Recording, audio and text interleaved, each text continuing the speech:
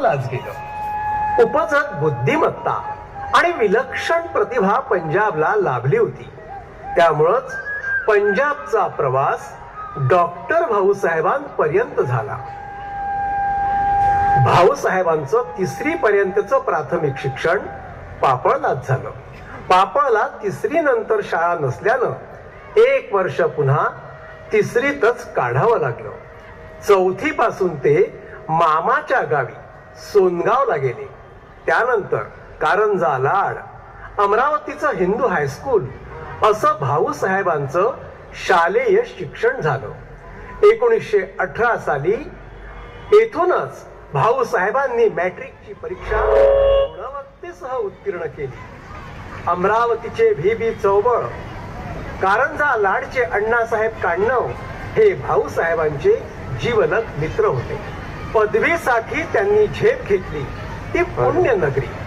लोकमान्य टिळक, गोपाळ गणेश आगरकर, विष्णू शास्त्री चिपळूणकर या महापुरुषांनी स्थापन केलेल्या फर्ग्युसन महाविद्यालयात त्यांनी 1918 साली प्रवेश घेतला.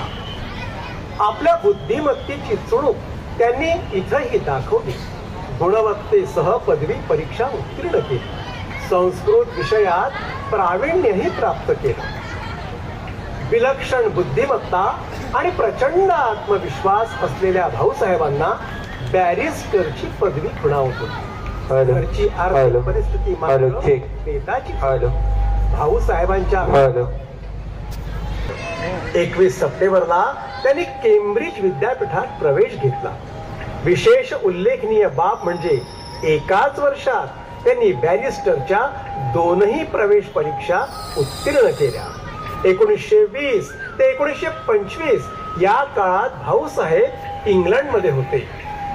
याच काळात केम्ब्रिज विद्यापीठातून त्यांनी बार ॲट लॉ आणि एडिनबरो विद्यापीठातून संस्कृत विषयात MA ऑनर्स ही परीक्षा प्रावीण्यासह उत्तीर्ण केली. संस्कृत विषयातील या गुणवत्तेसाठी त्यांना प्रतिष्ठेची सर व्हॅन्स डनलॉप ही स्कॉलरशिपही प्राप्त झाली.